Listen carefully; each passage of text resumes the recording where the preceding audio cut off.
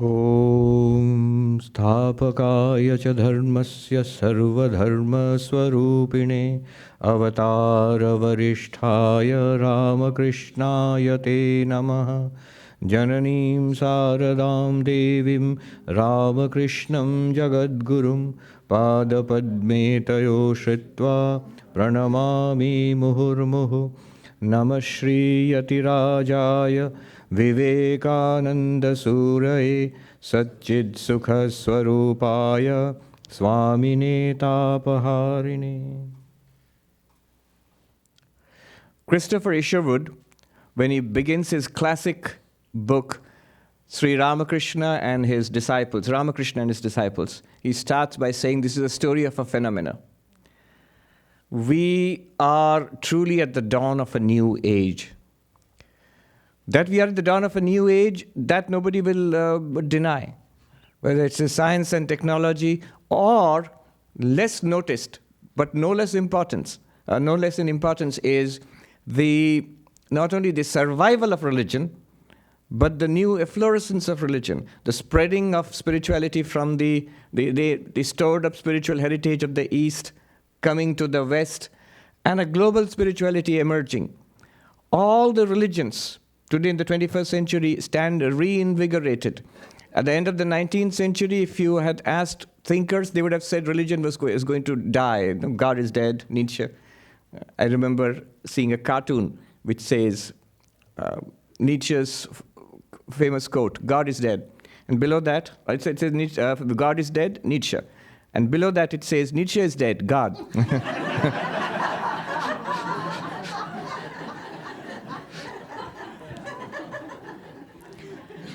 But that's so true. And I cannot prove it, but at the source of this, I'm firmly convinced, at the source of this is the new incarnation of our age, Sri Ramakrishna, was born in 1836. That is, in Vedanta, we understand that to be the purpose of the incarnation of God. From age to age, the Lord incarnates in different forms, many incarnations, many avatars, and the purpose is to reestablish, rejuvenate religion and spirituality, and also to show newer paths to present spirituality in a new way. And that's what happened in this remote part of India in 19th century. So Sri Ramakrishna was born in 1836. Now, today I'm not actually going to talk much about Sri Ramakrishna. One way of understanding Sri Ramakrishna is to see him reflected in those closest to him, his direct disciples, primarily in the Holy Mother, Ma Sharada, then his chief disciple, Swami Vivekananda, the other monastic disciples, the householder disciples who came close to him. So that's one way of understanding and appreciating Sri Ramakrishna. Girish Ghosh was one of the major figures in this divine drama of Sri Ramakrishna. So today, we are going to talk about Sri Ramakrishna, but through the lens of Girish Ghosh. Why Girish Ghosh? He was born in 1844, so this year is the 175th birth anniversary of Girish Ghosh. But also because it's very interesting. Those who know about him, they know how interesting he is. He's quite a character, an extraordinary character, and quite a character also. And those of you who are new, who do not know about it, even better. It's a joy to make this discovery of somebody like Girish Ghosh. So today we're going to look at Sri Ramakrishna through the eyes of and the life of Girish Ghosh. One word description, if you look him up on Google, Wikipedia, immediately you'll see that he is the major figure in Bengali drama, 19th century Bengali. He's called the father of the Bengali theatre, a great dramatist. He was born in 1844. You see, Girish Ghosh grew up at an interesting time and place, at an intersection of civilizations. Calcutta was the capital of the British Empire. So that's where, for the first time in a major way, the West came into contact, culturally, with the East. And this intersection produced interesting, wonderful personalities. I was just thinking, many of the great freedom fighters, political leaders, social reformers of India were actually not products of orthodox ancient India, the old India, but actually a product of India and Eastern and Western cultures. Look at Mahatma Gandhi, rooted in India, but exposed to the West with a good Western education, Indian thought, and this cross-fertilization. Aurobindo, Subhas Bose, in fact, Vivekananda. So many of them, the leading figures in the reawakening of India, as it were. This is productive of great creativity when you have these things intersection of like two rivers, the ancient East and the modern West. It's also important for us because we are all of us here, especially those who are from India, but not just so, all over the globe now, we are descendants of this global mixing of cultures now. So Sri Ramakrishna, however, was not part of this. He was entirely a representative, if you have to say representative of what? Representative of ancient India. So he was quite untouched by Western thought. Girish Ghosh represents the creative potential of this synthesis of cultures to the maximum. If you have to use one word for Girish Ghosh, it is creativity. He was prodigious in every way, even as a young person, long before he met Sri Ramakrishna, immensely interested in modern knowledge. He became a member of the Asiatic Society, which had a wonderful library and museum. When I read that, I was interested because it's an interesting place. In Calcutta, it's a bit like, like the Dakota here. It's one of the oldest modern buildings in Calcutta. And it occupies the busiest, maybe the most commercially or even residentially, the most posh area in Calcutta, Park Street. And it's number 1 Park Street, I think. So it was the first building there. And I've seen drawings of that when it was made more than 200 years ago. So it's just that building surrounded by rice fields, and one can never, those who have seen Calcutta, they can never imagine that place, Park Street, is rice paddy fields and ponds and cows grazing. Cows are still there.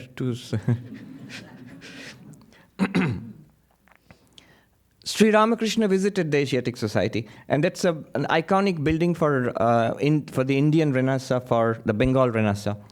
It is associated with Ishwar Chandra Vidyasagar. Sri Ramakrishna himself visited it. He mentions in the Gospel of Sri Ramakrishna, it's mentioned how Sri Ramakrishna says, when he was ill and his body is falling apart, he's sick, he prays to the Divine Mother. Mother, I saw that skeleton. It was a museum at that time. That skeleton in Asiatic Society, how the bones were strung together with wire. Can you just tighten the knots of this body, keep it together for some time? So he prays to the Divine Mother. When I went to the Asiatic Society, I asked them, where is that skeleton which Sri Ramakrishna saw? Because that place is redolent with history. All the greats of Bengal, certainly, and the Indian Renaissance, they have walked those wooden floors.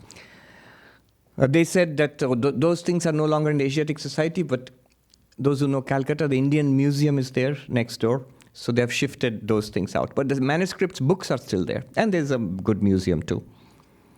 And Girish Ghosh used to study history and science and medicine and zoology and philosophy and logic, Ramayana, Mahabharata, the Puranas, Indian and Western thought. He just sucked it in like a vacuum cleaner, just sucking in everything from the environment. But not just books. He reminds me of the saying of Schopenhauer's, the great German philosopher Arthur Schopenhauer, who said, there's a difference between the genuine philosopher and then the academic philosopher. The genuine philosopher is one who is puzzled by life, looks at life and is puzzled by life. And the academic philosopher is the one who's puzzled by his books. Girish Ghosh was not an academic philosopher. He was a student of life. Books certainly, but he observed, he had a keen eye, and he observed the goings on in his surroundings, and he integrated that later on in his plays, in his dramatic compositions. There is a nice story of how he would observe the street outside his house and the goings on there. One day he saw this astrologer who came, and opposite house, he's inquiring about the people living in that house from the servants, getting information. And next he goes into the house to impress the simple women living in the house with how much he knows about their life, And so then that's how he makes money. And Girish Ghosh couldn't bear it. He broke a branch of a tree nearby and chased that astrologer, not just out of the house, out of the neighborhood. If you see a picture, he was a huge man, powerfully built, enormously vigorous and strong person. He was an iconoclast. He had a band of young people around him who mocked the conventional religion, the Hindu religion of the time, mocked the gods and goddesses. At the same time, he had a great heart. He and his friends, they would collect money for the poor and the destitute, feed the hungry, get medicines for the sick. Somebody alone died on the street, he would arrange for their cremation. So a great heart. He heard of Sri Ramakrishna first from the writings of Keshav Sen in the Indian Mirror. So he wanted to know who this Paramahamsa is, Sri Ramakrishna. And the first time he met Sri Ramakrishna, he was distinctly unimpressed. It was probably in the house of Dinanath Basu. Sri Ramakrishna was there. Girish Ghosh has gone to see him. It's evening. The lamps are being lit. And Girish Ghosh enters. And Sri Ramakrishna says, he's there. He's in ecstasy. He's absolutely absorbed in ecstasy. And he's muttering, is it evening yet? Is it dark? Is it evening? And Girish Ghosh thinks that what pretension is this in Bengali? Ki dhong. It's dark. The lamps are lit. And why is he saying, is it dark? Is it evening yet? So he says, enough of this. And he storms out of the place. Years later, when his famous play on the life of Sri Chaitanya was being staged in Star Theatre in Calcutta, Sri Ramakrishna had heard about this and he wanted to come and see it. And people dissuaded him because the theatre at that time was not seen as a good place, certainly not for a sadhu, a monk. Sri Ramakrishna said, no, I will go and see. And he did it again and again, and that actually lent respectability to the profession of actors and actresses at that time. So he said, I will go, but I see everybody as embodiment of the Divine Mother. And so he said, I will go there. Girish Ghosh records that he was walking outside the theatre, or inside the theatre, and one of Sri Ramakrishna's disciples comes and says, Sri Ramakrishna has come to see the play. Will you give him a free pass or do we purchase tickets for him? Girish Ghosh said, I'll give him a free pass, but the rest of you have to purchase tickets. And then he goes out to see Sri Ramakrishna.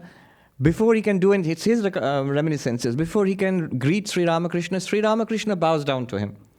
And so Girish Ghosh immediately bows down low, and Sri Ramakrishna bows down lower. And Girish Ghosh bows down even lower, which is difficult. He was a huge man. And Girish Ghosh said that there's no end to this until we reach the ground. So he mentally bowed down to Sri Ramakrishna and escorted him up to the box was the best place you could see. So and asked an attendant to fan him. That was the air conditioning at that time. So all kinds of facilities there in India at that time, but they're all like people doing things for you. A monk, an American monk in Hollywood, he told me that the first time he went to India, to our monastery in India, 1960s, he asked for a nail cutter. And I got a man with a knife. Which is true. And the man with the knife is still there.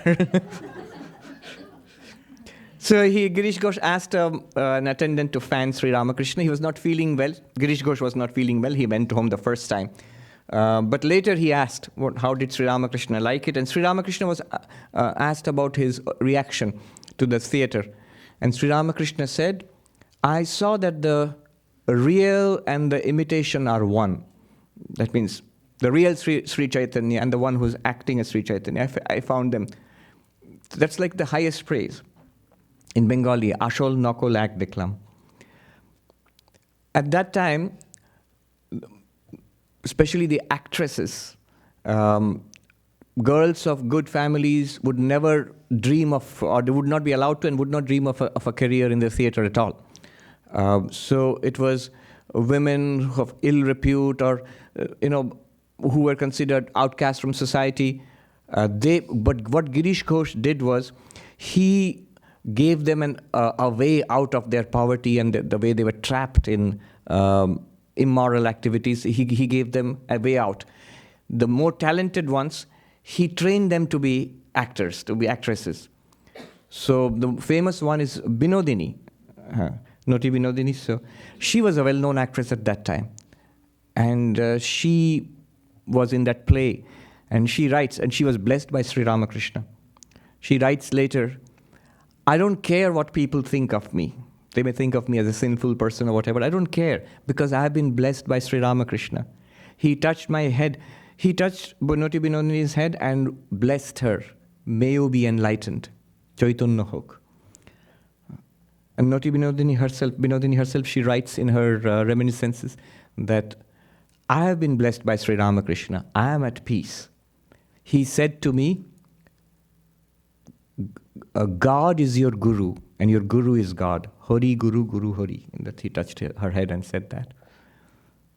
Yesterday I was in a gathering in Queens, in the Vivekananda Philanthropic Society in Queens. So there was this scholar and a social activist from Bangladesh, Dr. Marufi Khan, a Muslim lady, very devoted to Sri Ramakrishna, especially the Holy Mother. And she said that in Bangladesh now, there is a very popular play going on the life of Binodini. And the play is 3.5 hours long, and there is exactly one actor. It's a one-act play.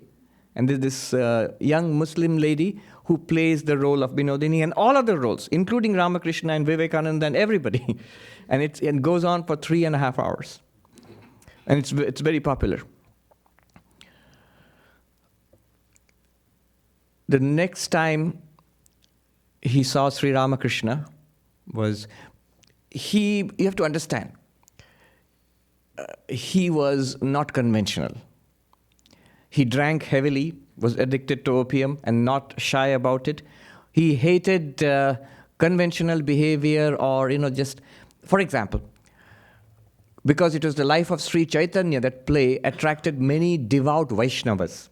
So they came, an orthodox Vaishnava, they would never dream of coming to the theater, but they came to see the life of Sri Chaitanya. And they were so taken up by it. They thought the composer of this must be a really holy man.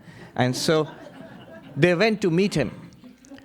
And Girish, by this time, was tired of empty flattery. So he put a bottle of wine and he poured it into a glass and he sat there to receive these pious people. They came and said, "Sir, what is this? Are you sick? Is this medicine?" He said, "It's not medicine, it's something else." And they were so scandalized they never came back again. And Girish Ghosh said, "Let them go, I don't care."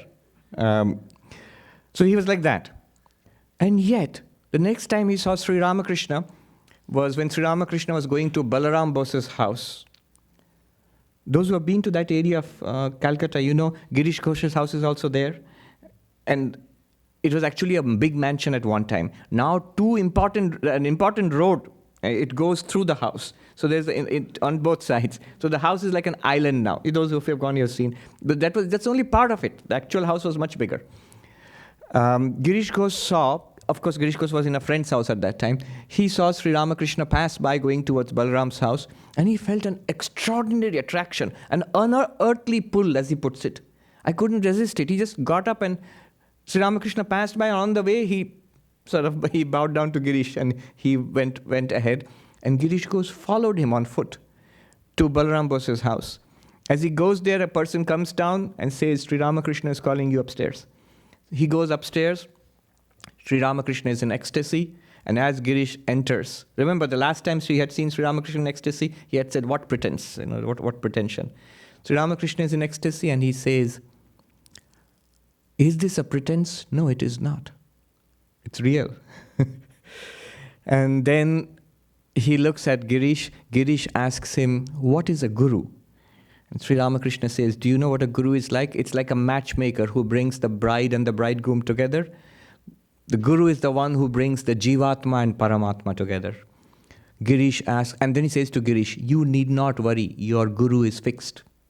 You already have a guru, but you don't know. Which he meant himself, actually. And then he says, Girish asks, what is a mantra? And Sri Ramakrishna says, it is the name of God. So this is how. Sri Ramakrishna said, I like your plays. They're full of spiritual, very, very high spiritual moods.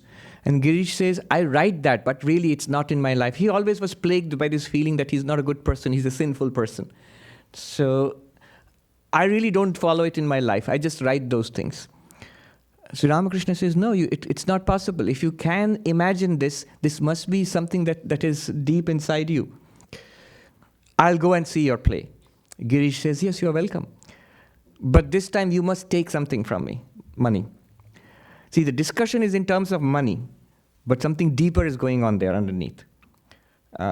So in those days, 1 rupee, the Indian currency, was divided into 16 parts called 16 annas. And in Bengali, 16 annas has a different meaning. Not used nowadays, but in those days, Sholo anna. It means everything. It's like the whole rupee. What's the phrase here? The whole enchilada? Enchilada, yeah. So it's the whole thing. It's everything. 16 annas is like everything. It's the whole rupee, the whole enchilada. So Sri Ramakrishna says, will you... Girish Ghosh says, I can take 8 annas for you and get you a seat there, a good seat. Sri Ramakrishna says, no, that's very noisy. I want the one I went to last time. That was the box. Girish says, okay, you can have it. And then Sri Ramakrishna says, but then you must take 16 annas. I'll offer you 1 whole rupee. And Girish says, yes. Literally, the underlying play of words is that I want everything from you, the spiritual life. Sri Ramakrishna goes to see the play. But Girish Ghosh, mercurial, temperamental, he's haughty and proud. And he felt he doesn't like this, that always he's been a strong person and the rebel, that he is sort of falling in love with Sri Ramakrishna, surrendering to Sri Ramakrishna, giving up his absolute independence and rebellious attitude. There's a reaction. So when Sri Ramakrishna comes to see the play, Girish Ghosh, somebody comes and says, Sri Ramakrishna has come. Will you come out and receive him? And he can go to his seat. Why do I have to go? But then the man persuaded him, why don't you just come out and say hello? So he comes out, and then he writes in his own reminiscences that I went out, and the moment I saw Sri Ramakrishna, I felt deeply ashamed that why did I not want to go and meet this intensely spiritual and gentle soul? And he writes that even to this day, that flash of arrogance in my heart, it still haunts me. So he bows down to Sri Ramakrishna and he touches Sri Ramakrishna's feet, which is a big thing for Girish. And Sri Ramakrishna goes and sees the play. He loved that play too. It was on Prahlada, the character of the boy devotee Prahlada. Slowly Girish is attracted. And Girish develops an intense devotion to Sri Ramakrishna. Once he's talking with Sri Ramakrishna, how do I get peace? Oh, Sri Ramakrishna praises his play, and again Girish says, I write those things, but how do I get peace? It's not really that I'm a very spiritual person. And then Sri Ramakrishna starts giving him some spiritual teachings, and Girish says, stop. I don't want words. I have given spiritual advice too. My plays are full of spiritual thoughts. I don't want that. I can say the same things. You have to do something to transform my life. You change my life now. And then Sri Ramakrishna tells Ramlal, Sri Ramakrishna's nephew was there, he tells Ramlal to recite a hymn, which means, if you want peace, go into the deepest cave of the highest mountain and you will not find peace there. In faith, you find peace. Faith is the root of all. Now see the unique teaching, because Girish later on, if you see his life, one word to describe him. Of course, his external life would be creativity, but his inner spiritual life was entirely faith-based. Tremendous faith. And Sri Ramakrishna knows that. He sees through the deepest nature of a person. He says, and the root of everything is faith. If you want peace, you'll find it in faith, Vishwas. And Girish Ghosh, it has a desired effect. Girish Ghosh said, I heard his words, looked at the peculiar smile playing on his lips, and a tremendous change came over my mind. I began to feel that yes, I could do it. I could transform my life. I could realize God. I could become a spiritual man and realize God in this very life itself. To such an extent he's transformed. In that moment, he asks Sri Ramakrishna, should I still go on with the theater? He's ready to give all that up. He immediately thinks that spiritual, the first reaction is, so I give everything up and become a monk? And like Krishna told Arjuna on the battlefield, that yes, you can be spiritual, but you can go on doing the same thing. And Sri Ramakrishna told Girish, there is no contradiction. You go on doing your writing plays and staging plays, you go on doing that. And Girish writes, I understood then there is no contradiction between a spiritual life and what I was doing in the theater. It would still haunt him years ahead. He would still keep trying to become a monk. And in a way he did, actually. It's a very interesting story. There is, see how he saw Sri Ramakrishna. An aristocratic gentleman in Calcutta, Nanda Boshu, was very rich. He invited Sri Ramakrishna to his parlor. Sri Ramakrishna goes. There is a long discussion you can see in the Gospel of Sri Ramakrishna. Good, very interesting. But he was an aristocratic man, very rich, and Sri Ramakrishna, after all, in society, he was just a poor priest of Kali from Dakshineshwar. So not quite at the status of Nanda Bose. So Nanda Bose is sitting in the parlor talking with Sri Ramakrishna. There are other guests.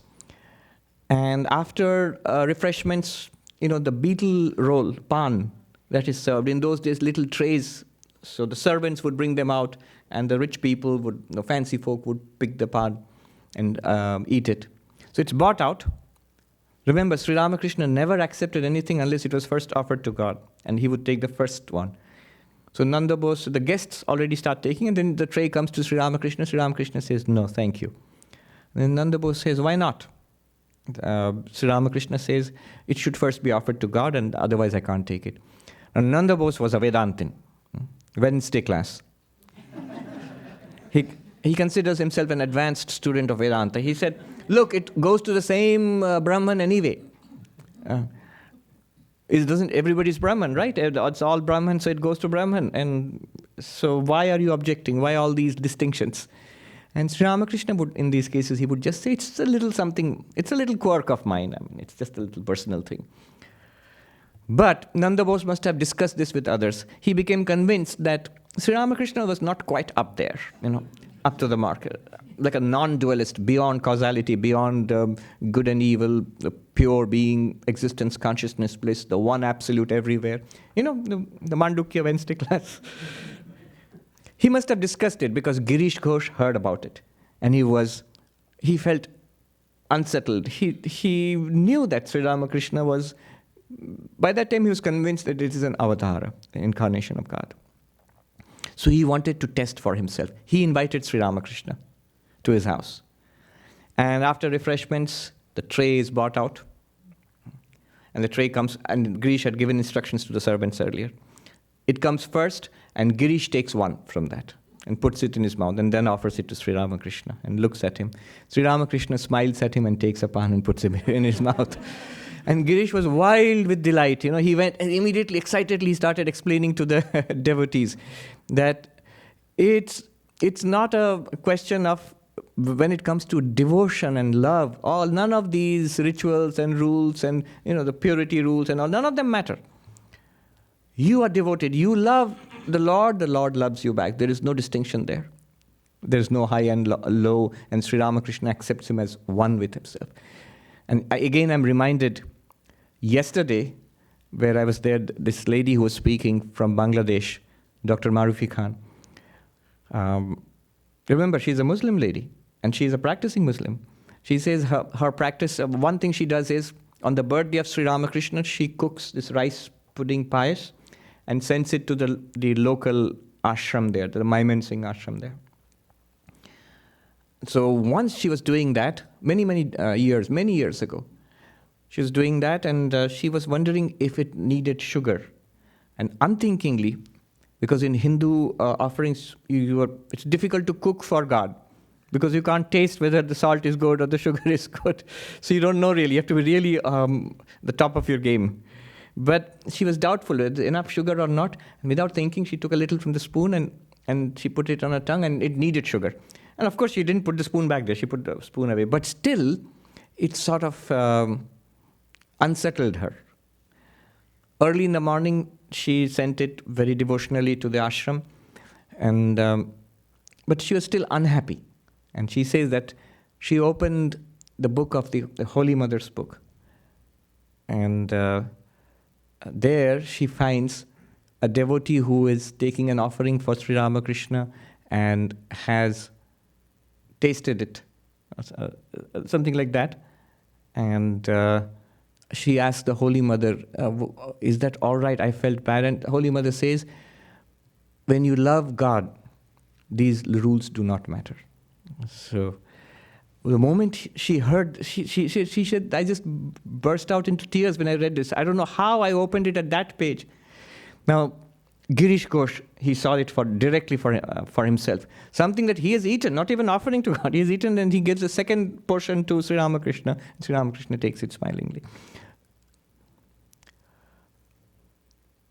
One day, the famous incident we know, where he asks for spiritual instruction. Sri Ramakrishna says, for you it will be enough if you just think about God twice a day, morning and evening. Girish Ghosh didn't like rules. And also he knew that his life was so, he didn't know what he would be doing the next moment. So he was extraordinarily sincere. So if he promised something, he would really do it. But he saw he could not promise. So he said, no, I don't know. Morning and evening, can I keep my word? I don't have a fixed routine. Then Sri Ramakrishna says, that's all right. You eat, right? And go to sleep. So just before you eat, think about God. And just before you go to sleep, think about God. That's it. And Girish Ghosh says, no, I can't even do that. Then Sri Ramakrishna, he goes into an ecstatic mood and he says, well, in that case, give all your responsibility to me. Give me the power of attorney. Power of attorney where somebody else acts on your behalf. You don't have to do anything. I will depend entirely on me. I will do everything for you. And Girish Ghosh thought that was a good deal. Little did he know. Years later, he would talk to the disciples of Sri Ramakrishna, and many would go to see him. He was veritably a saint by that time, decades later. He said, I thought it's great. Sri Ramakrishna will do everything for me. Now I don't have to worry, about the enlightenment business. And then later I realized that every little thing that I do, I say, I even think, I have to think, what would Sri Ramakrishna say about this? What would Sri Ramakrishna do about this? And I have to change my behavior accordingly. To be true to my own conscience. I have to surrender to Sri Ramakrishna moment to moment to moment.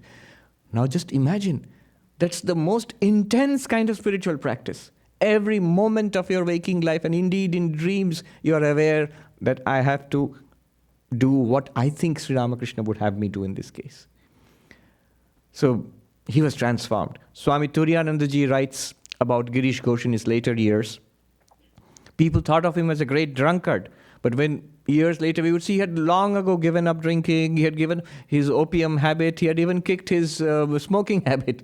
And devotees and monks would gather around him.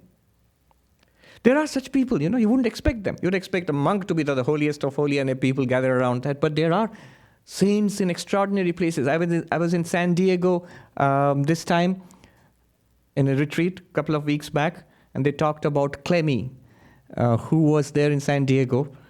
She passed away at the age of more than 100. Yeah. And Swami Tathagatamji knew her very well. She literally became a saint. This old lady living all by herself, poor. She would talk day and night to the Holy Mother, whatever you may think about it, but she constantly felt In her old age, she said to Swami Sarvapriyananda that I want to go to India. And Swami Tathagatanji told her, I heard all this in San Diego this time. Swami Tathagatanji told her that you don't have to go to India, India will come to you. And it was true. As word spread, devotees who visited the West Coast would go and see. Just they wanted to see Clemmy. And she passed away recently, I think. So Girish Ghosh became like that. It was a magnet for people to come and see him. The power of attorney. In Bengali, Bakal Mada, power of it. That's a famous story. The other great thing we know, he was not to want to hold back. So when he was convinced that Sri Ramakrishna is an avatar, an incarnation of God, he went around telling people. And Sri Ramakrishna he knew the truth, but he did not like this publicity. He had also said that when you hear publicly people are saying that I'm an incarnation of God, you will know this, my Leela, divine play is at an end. So one day when he had the cancer of the throat, and he was shifted to Kashipur. So we know the 1st of January 1886, how that became the Kalpataru Day. It's a big religious festival in India now, especially in Calcutta. Millions of people go to these places now. So in Kashipur, Sri Ramakrishna was there, suffering from throat cancer. The same year, he would pass away a few months later. That day, he was feeling well, 1st January. He comes downstairs and walks down with the company of devotees. Girish Ghosh is there. So Sri Ramakrishna sees him, and he says, well, Girish, what have you seen in this? That you go around saying all such things, things like that. He's an incarnation of God. Girish Ghosh, overcome with emotion, with a choking voice, bows down, falls at his feet, and he says, he whose glory Vyasa and Valmiki, the composers of Ramayana and Mahabharata and the Puranas, they could not describe your glories. What can I say? That means you are the Lord himself. You are the incarnation, avatar of the Lord. Sri Ramakrishna, hearing this, goes into ecstasy and he blesses Girish Ghosh. May you be illumined. Chaitanya Hok. What else shall I say to you? May you be illumined. And at his touch and his blessing, the people who were around him, they started experiencing deep spiritual states. The form of God they had been worshipping, Ishtadevata, which years and years they have been meditating upon, they have a vision of God in the way they wanted to see God. Some go into deep meditation, into samadhi.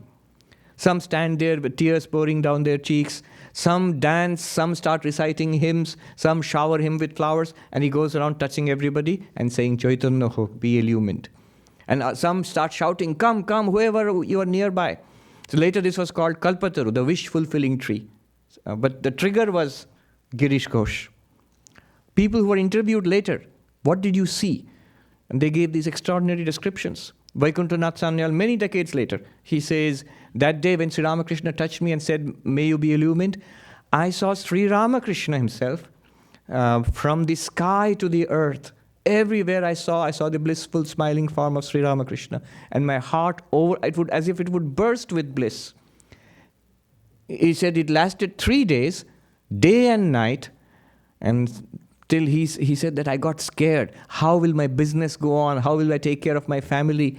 And a kind of holy terror seized him. He rushed to his shrine. The picture of Sri Ramakrishna was there. And Sri Ramakrishna was living at that time. It was just 3 days after the Kalpataru. And in the shrine he said, what you have given, please take it back. Immediately that experience went away. And Vaikuntanath Sanyal, decades later, he says, why did I pray that? Years later, I just got this old life back again. At the worst, what could have happened? I would have gone mad, maybe I would have died. So what? And he says, now I live with the memory of those 3 days. I just recall that and that gives me peace. But this was just his experience. There were many others and they got different experiences.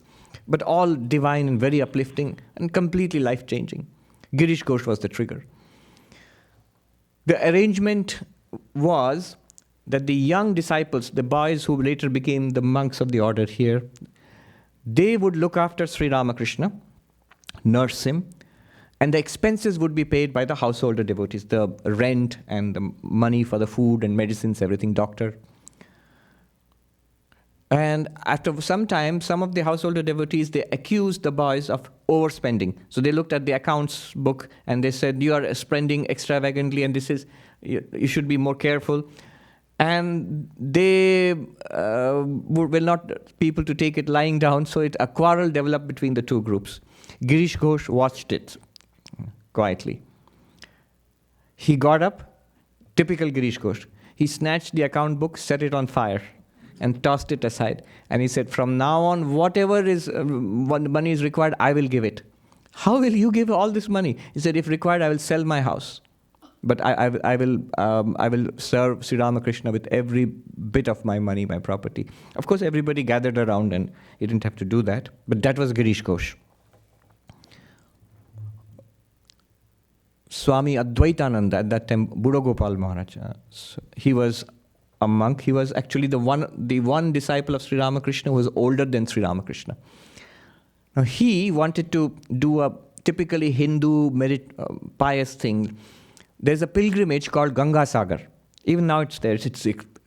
I mean, what do I mean even now? It's enormously popular now. Millions of people go there. So that's the confluence of the river Ganga with the Bay of Bengal, where the river flows into the delta, into the ocean. So that's regarded as a holy place. Almost everything is a holy place for Hindus. So the source of the Ganga is holy, and the confluence of the Ganga with the sea is holy, and the Ganga itself is holy also. I remember I had gone to the source of the Ganga, the glacier where it comes. The last inhabited village there, high up in the mountains, in the Himalayas. So the mountain folk who are very devout people, we are interested in where the Ganga comes from. The mighty Himalayas and Gangotri and all. They are interested where it goes to, because they see it all the time. It's just a glacier for them. So when they knew that I have come from Bengal, from Calcutta, where our monastery is, they said, oh, you have come from the place where Ganga Sagar is. How wide is the Ganga there? For them, it's a narrow mountain river, fast flowing. But in Calcutta, it's vast. It's something like wider than this. So when I describe that, they look at it with wide eyes. They listen to it with wide eyes, and they said, it's our dream to go there to see that. And I said, all right, but they're very simple people, and they're all accustomed to high mountains. I said, but Calcutta is 105 in the shade and 100 degrees and 100% humidity most of the time. So I said, you should go in the winter. Don't go in summer. You'll melt. So they said, yes, we know, because we went to Uttarkashi and it was so hot. Uttarkashi is 6,000 feet in altitude, and they found it unbearably hot.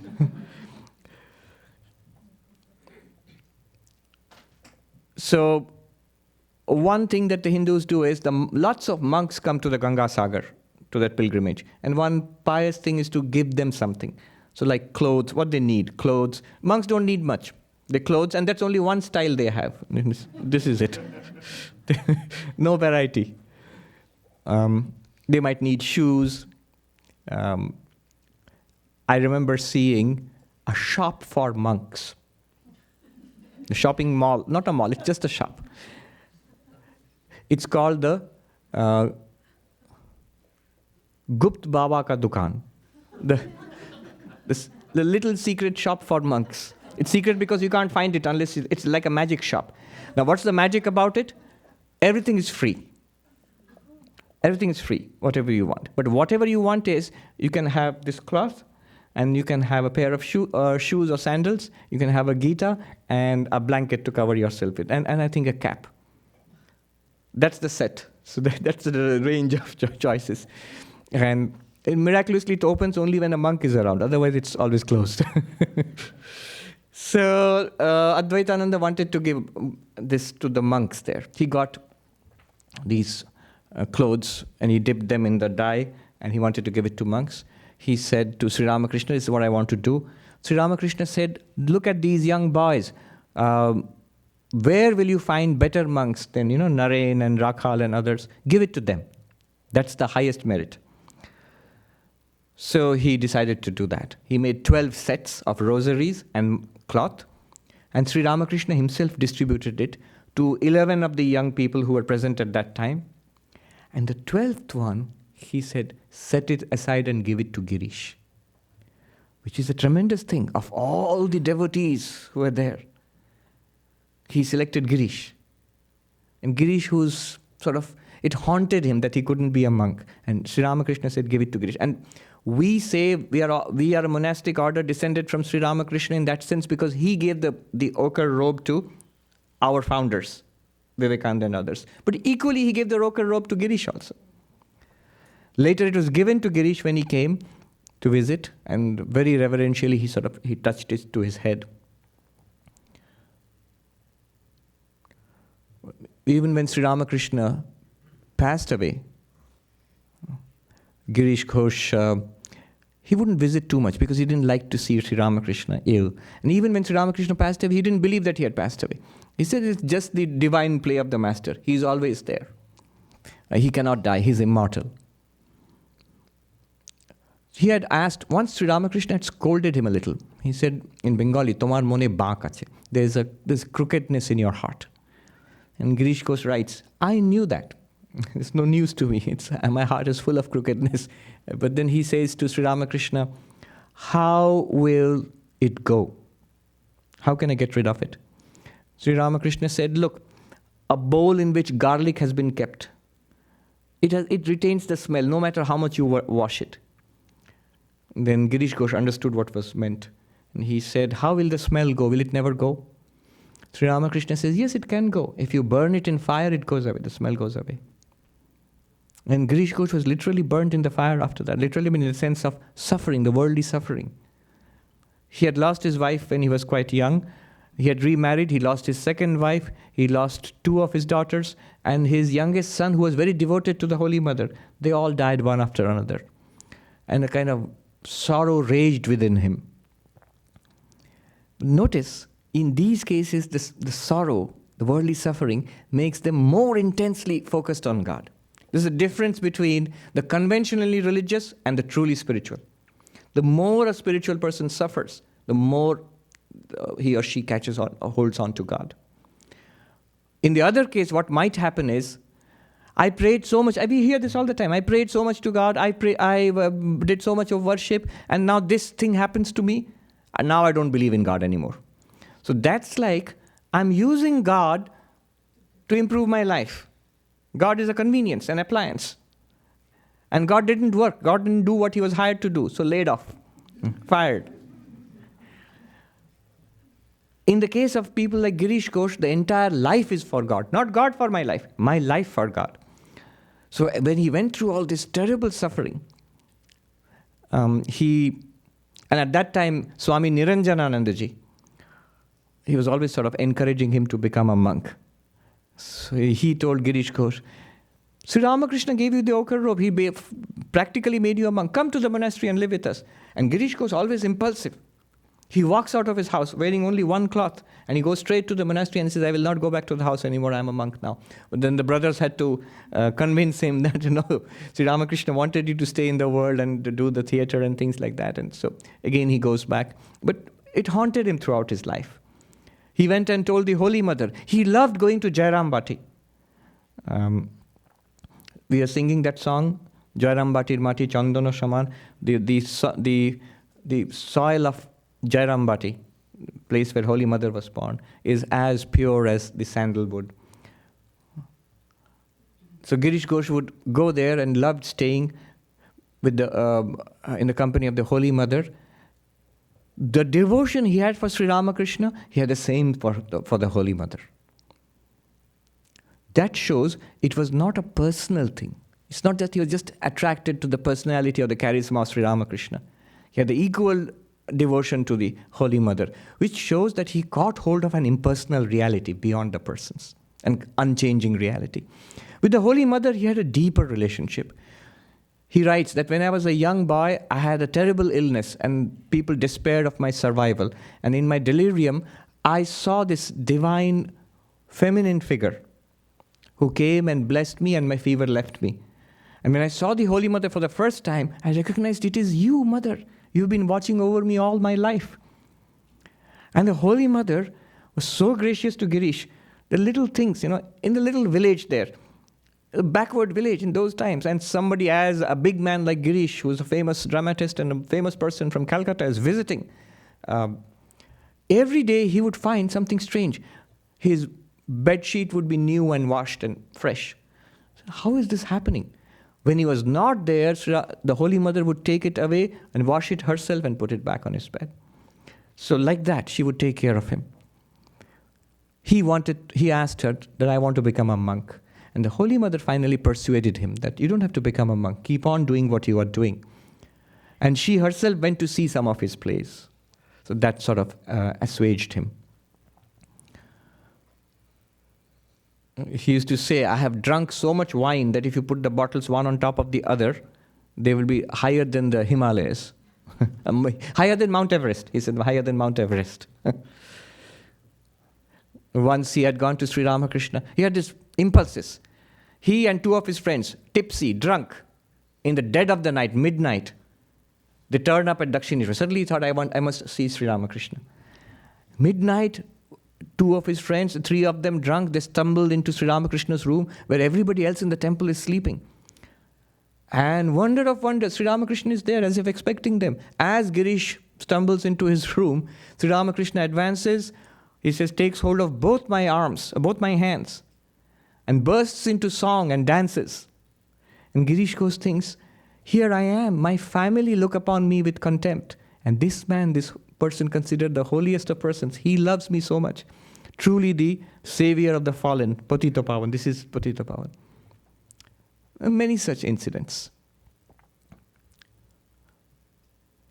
Sometimes he would curse Sri Ramakrishna, using abusive words to the horror of the devotees around. And Sri Ramakrishna would not mind. Somebody said to Sri Ramakrishna, the poison that you have given him, that is what he is serving you with. This is the allusion to the story of Krishna and the serpent in Vrindavan. The serpent was a poisonous serpent biting everybody. And the serpent said, the poison that, Lord, you have given me, that's the only thing I can give back to you. After Sri Ramakrishna passed away, Girish continued his career. If you see the descriptions, he was truly an extraordinary person. He would compose, creativity. Somebody said to him, the conversations of the witches in Macbeth, that can't be translated properly into Bengali. And immediately sat down and did it, and he translated Macbeth into Bengali, and it was staged too. Sister Devamata, who was Laura Glenn, who went from actually New York here. What's the place where they have the ashram? The Anand ashram? Coasset. So she went from there and she visited different places in India and she saw Girish Ghosh at close quarters. He says this great Bengali dramatist, he would dictate to 3 secretaries at once. He was so creative, 3 different plays, and he would dictate. And the secretaries could not keep up. They did not have time to use they had quills in those days. There was no time to dip the quill in the ink and then write because he would speak so fast. So they had to use pencils. And 3 of them at a time, because 3 plays were going on. And he would walk back and forth and dictate. I have read in Napoleon's life that he had the power to do this. Multiple secretaries taking down the letters and notes and his orders. So once a secretary taking down dictation asked him to repeat himself. I missed that. And Girish Ghosh angrily snapped at him, saying that, don't do that. You don't break my flow. Just put ... and give it back to me later. I will fill it up. But just write it down what I say. Once, Sister Devamata records, once in one night he composed 26 songs for a play. Another play, one of his famous plays, she records it was composed in 28 hours continuous labor. He worked at a stretch for 28 hours and completed that play. Prodigious energy. He would work in his office in a day job throughout the day. In the evening, he would go to the theater, stage the plays, act in them himself, and he would be back at home by 3 o'clock or 4 o'clock in the night, day after day, month after month, year after year, and be back to his job early in the morning next day. He would act in his plays too. He could immerse himself in the character. So in one of the plays, there's a famous story of how he was acting in one of his plays, and Ishwar Chandra Vidyasagar, the great reformer, educationist in Bengal, everybody in India knows his name, in Bengal especially. So Ishwar Chandra Vidyasagar had come to see the play. And Girish Ghosh was acting the role of a man abusing a woman. And he was doing it so convincingly that Ishwar Chandra Vidyasagar, in fury, took out his shoe and threw it at the stage at Girish Ghosh. He was so aggravated by this scene that he threw it at Girish Ghosh, and it struck him while he was acting. And Girish Ghosh immediately picked up the shoe which had fallen on the stage and put it on his head and said, "This is the greatest praise anybody could give me."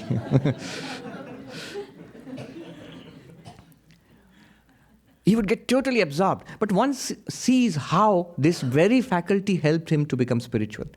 What he would absorb, he would become that.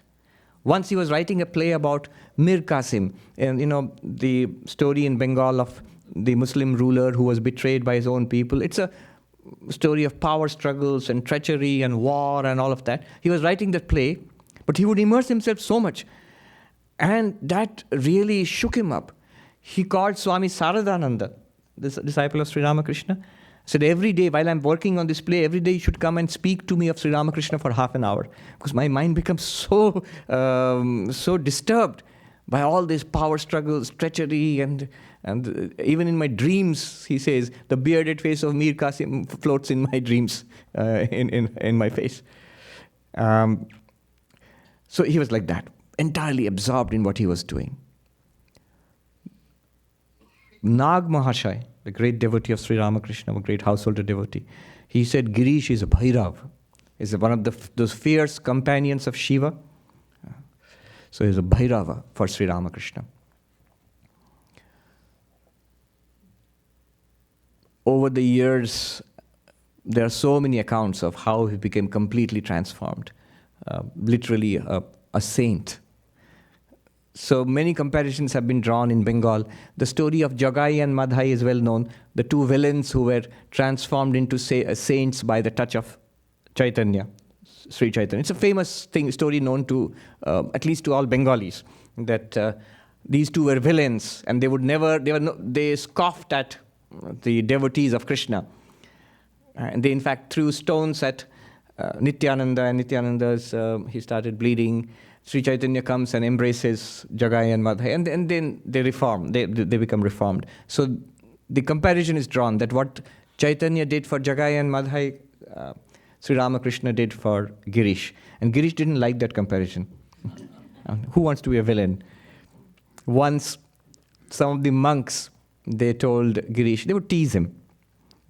Once they said, "All these plays and this name and fame and the theater, it's just your desire. You're doing it for your own desire. And you say, I'm doing the work of Sri Ramakrishna."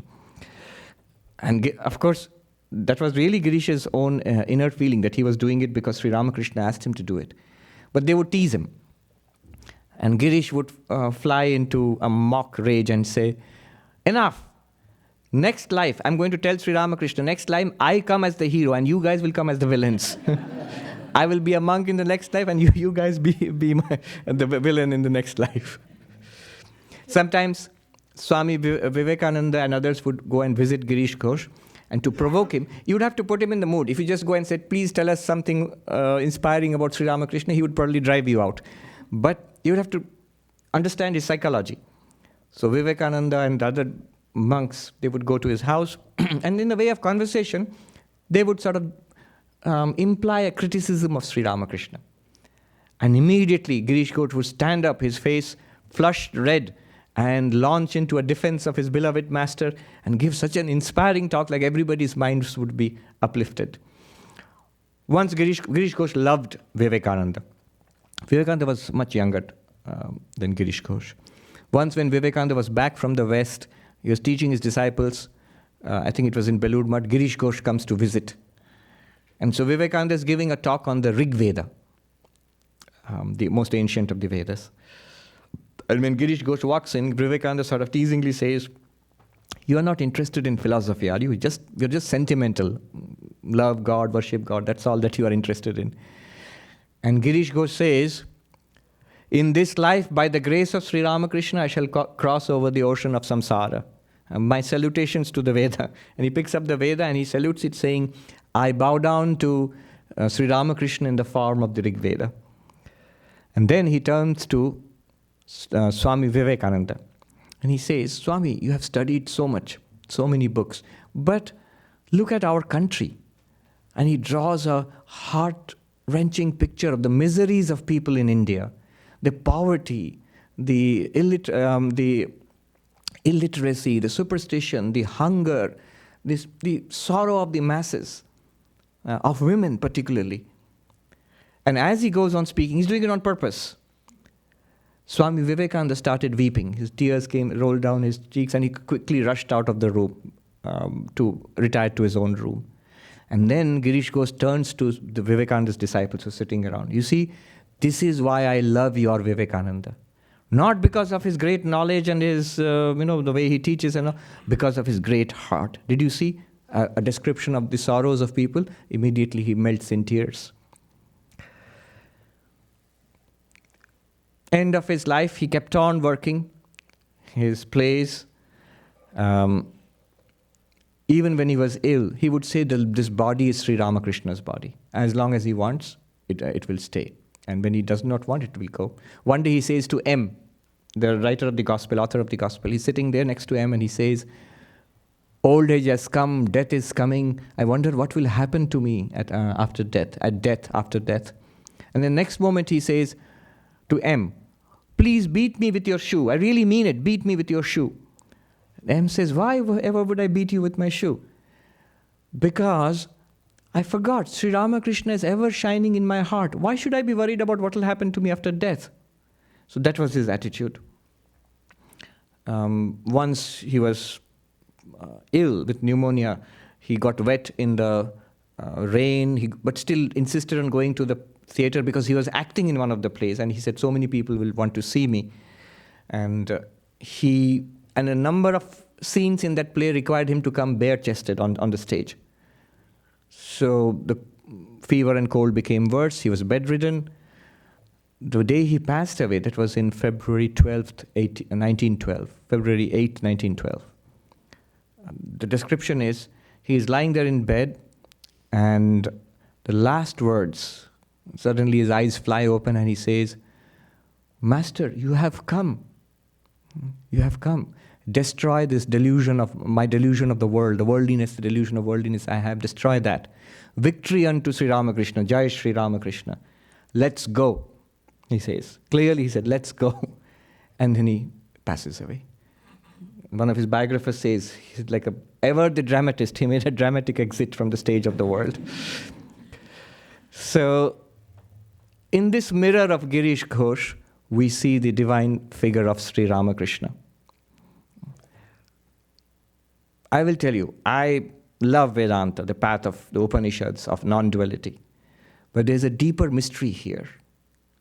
When Jesus says, none shall come unto the Lord except through me, often people interpret it in a narrow, exclusive way. That means only through Jesus. But there's a meaning there. What he means there is through the incarnation. None comes to the Father except through the Son. It does not mean that you have to believe in the incarnation and take refuge, otherwise you cannot realize God. No, that's also not necessary. Ultimately, you can realize God through the path of knowledge also, through samadhi and the path of meditation also. But it's much easier. It's much easier. Do you want to take the scenic route, or do you want to get to the destination? The scenic route takes you through many lives. But taking refuge in the incarnation, the result is the incarnation takes control, charge of your life. This is a secret. I'll leave you with this.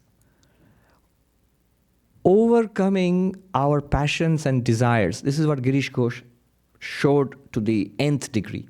Overcoming our passions and desires is essential in spiritual life. The struggle with greed and anger and lust and envy, this is what blocks us. Otherwise, God realization is very easy actually. What is a saint?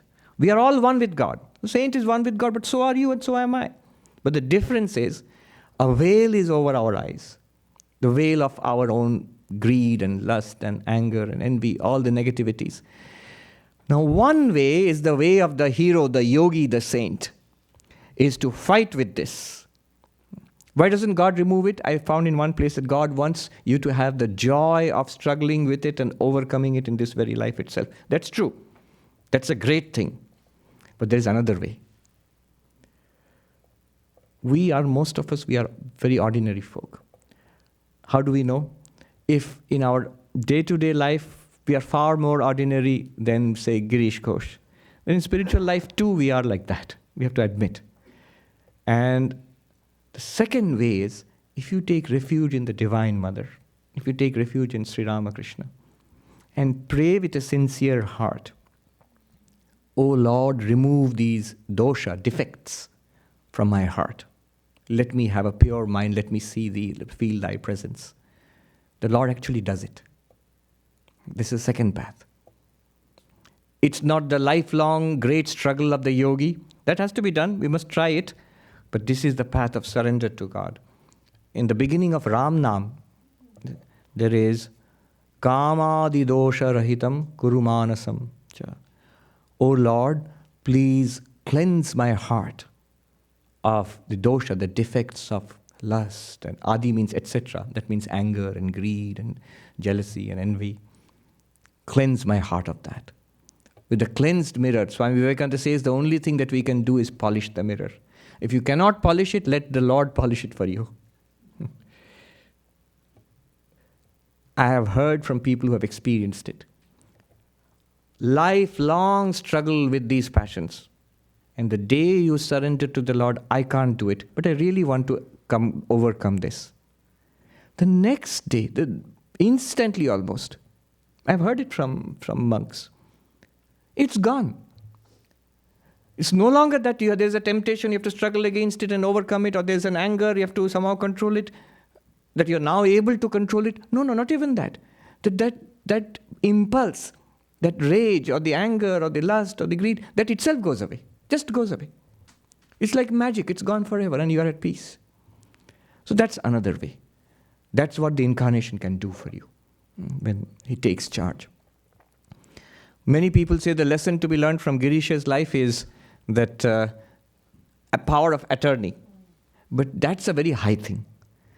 What I find the lesson is, one of the first things that Sri Ramakrishna told him, if you want peace, not in the deepest cave of the highest mountain, but in faith. That's a great secret which we can all take advantage of.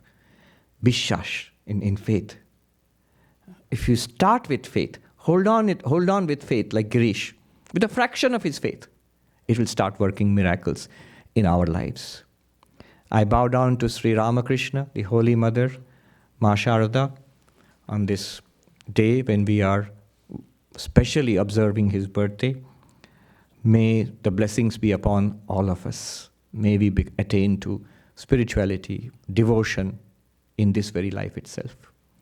Om Shanti Shanti Shanti Hari Om Tat Sat Sri Ramakrishna Arpanamastu.